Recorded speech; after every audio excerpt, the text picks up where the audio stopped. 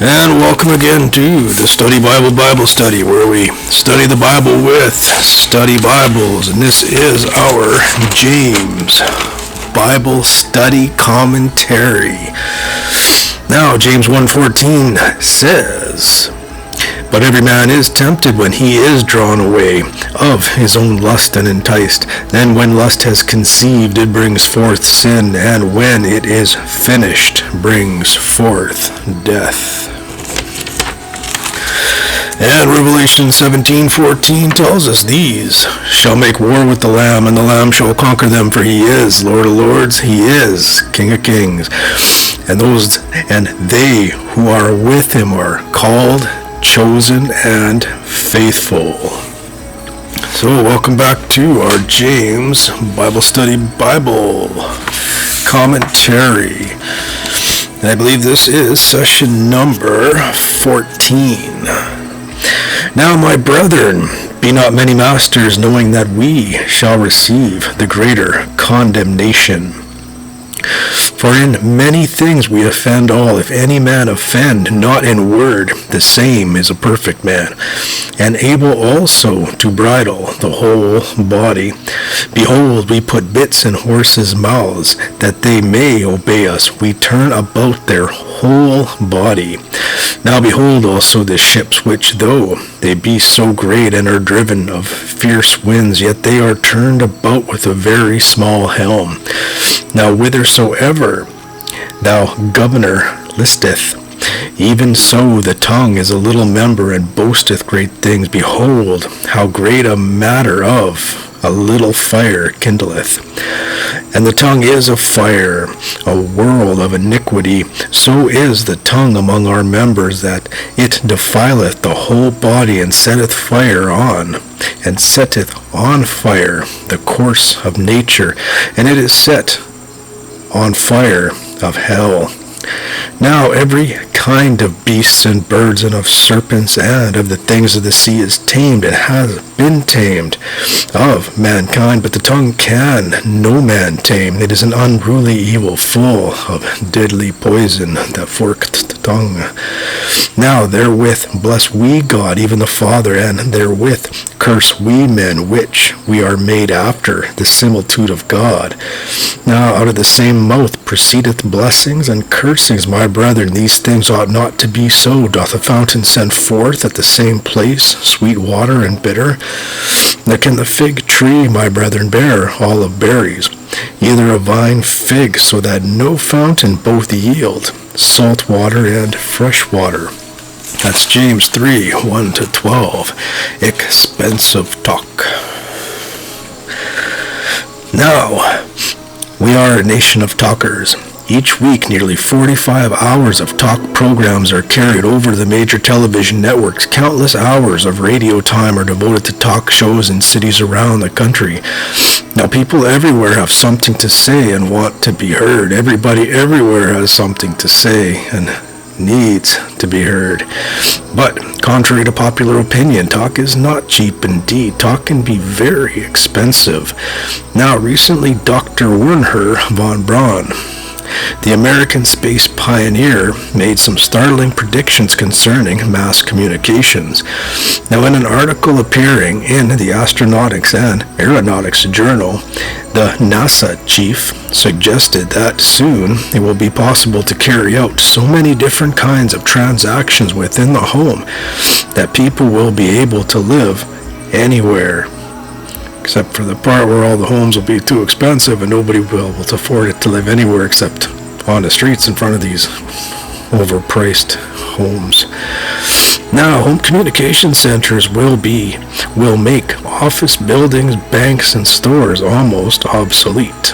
Maybe they can turn them into cheap renting for us, right? Direct visual and audio communication will be possible with anyone at any time, anywhere.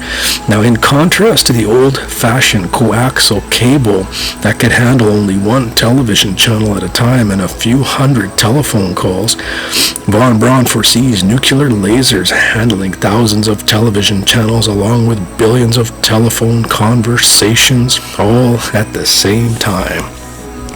Or Wi-Fi, right? Just radio waves and radiation in the air.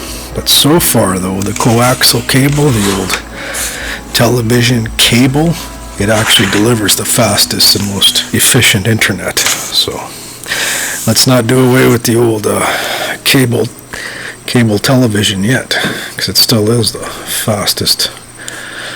fastest means of transportation for electric signals to our brains, right? Now, unfortunately, with all of our advancement in technology, many people today are speaking, but very few people are listening. Now, in his 1969 inaugural address, President Richard Nixon told the nation America has suffered from the fever of words. We cannot learn from one another until we stop shouting at one another, until we speak quietly enough so that our words can be heard as well as our voices. Now, the Apostle James, writing to the Christians, said, "Let every man be swift to hear, slow to speak, and slow to wrath." James 1:19. Now, after already drawing our attention to the control of the tongue in chapter 1, James returns to this vital subject in chapter 3. In fact, the matter of self-discipline in our speech is of such importance that James devotes 12 verses to the subject of our tongues in this important chapter. Now, the tongue is truly an amazing instrument. Although it is of a relatively small size, it is extremely important, and it is an extremely important member of the body. Often the tongue is the guidepost to our physical well-being. By examining the tongue, a doctor can determine much relating to our health. In many respects, this same member of our body can also reveal much concerning our spiritual condition. It's easy to tell when people do nothing but spew constant profanity every second word which that spews forth from their mouth, because their level of, I'll get into that. But anyways, now, James obviously was aware of the tongue's problems which existed among the believers at Jerusalem, as well as elsewhere. Now, as Plummer suggests, James is here speaking directly to those who substitute words for works. Now, in chapter 3, verse 1, he warns against being quick to criticize and condemn. It is so easy for our speech to get out of control. Now, the tongue is an instrument given to us by God to enable us to express how we think and feel. In turn, it can become our strongest asset or our greatest liability. Putting your foot in your mouth is the term. Now, the tongue can be a beautiful angel or a hideous demon. It can be pure or vile. It can be careless or cut.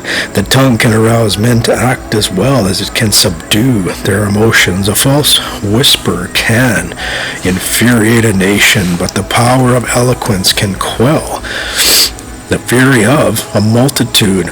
A word of anger can wound, while a word of kindness can win. Words of hate can kill, and words of love can comfort. God says death and life are in the power of the tongue. Proverbs 18:21. Death and life are in the power of the tongue. Proverbs 18:21.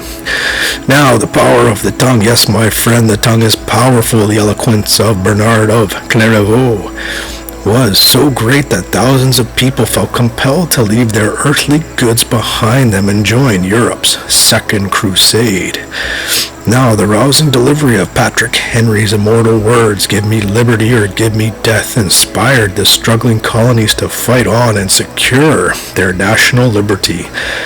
Who today will ever forget the stirring words of the young President John Kennedy? Ask not what your country can do for you, but ask what you can do for your country. The tongue is powerful. I'm also in Canada, by the way. But this book is from the States. That's why we're learning States history. Now, princes and peasants, countries and continents, towns and cities have been pushed by careless words into bloody battle. Because of the angry words, brothers have fought until one dripped the other's blood. Children have forsaken their homes, and the best friends have become bitter enemies. Husbands and wives have been separated forever by a cutting tongue, by an improperly framed word.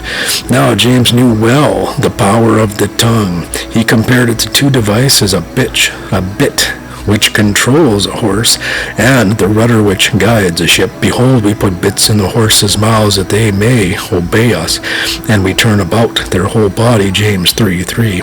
A horse is a large, strong animal. Many years ago he roamed wild, yet the bit, the part of the bridle was to bring the horse into subjection. Now the human tongue will also yield to a firm, kind touch of the reins. Now Peter said that he that will love life and see good days. Let him refrain his tongue from evil and his lips that they speak no guile. 1 Peter 3:10. Now one slogan used during World War II was a slip of the lip may sink a ship. I have a picture of the South Pacific battle scene in which the Marines are storming the beachhead. They are dropping everywhere. One Marine is wounded and bleeding.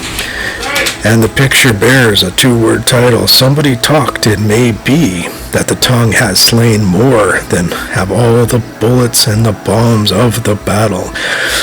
Now the book of Proverbs tells us that a soft tongue breaketh the bone.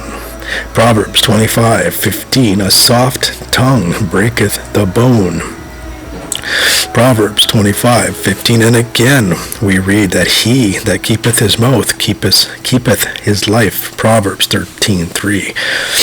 He that keepeth his mouth keepeth his life. Proverbs 13:3. Now James also compares the tongue to a ship's rudder.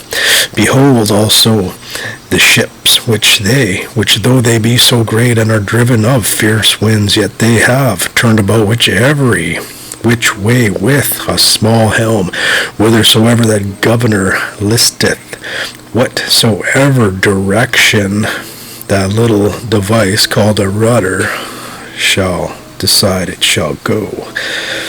Now the rudder is not large in size, yet it is a decisive motion, that which turns the entire ship. The pilot turns the helm and the vessel changes course. So the course of a life can be changed by the utterance of a few words.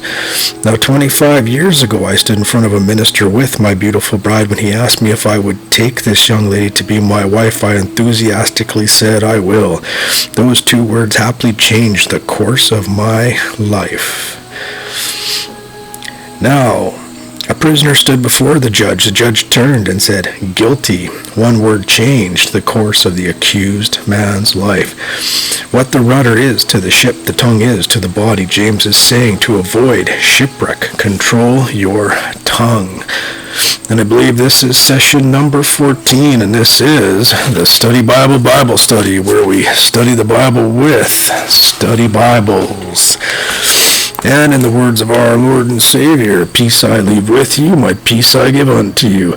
Not as the world giveth, giveth I unto you. Let not your heart be afraid, neither let your heart not be troubled, neither let it be afraid. It's John 14:27, John 16:33. These things I have spoken unto you, that in me you might have peace, and in the world you shall have tribulation. But be of good cheer, I have overcome the world. Isaiah 26:4 tells us, thou wilt keep him in perfect peace, whose mind is stayed on thee, because he trusteth in thee. Psalm 139:23 tells us, search me, O God, and know my heart, and try me, and know my thoughts, and see if there be any wicked ways in me, and lead me in the way everlasting. And finally, Revelation 17:14 tells us, and these shall make war with the Lamb, and the Lamb shall conquer them, for he is Lord of lords, he is the King of kings, and they who are with him are called and chosen and faithful. God bless.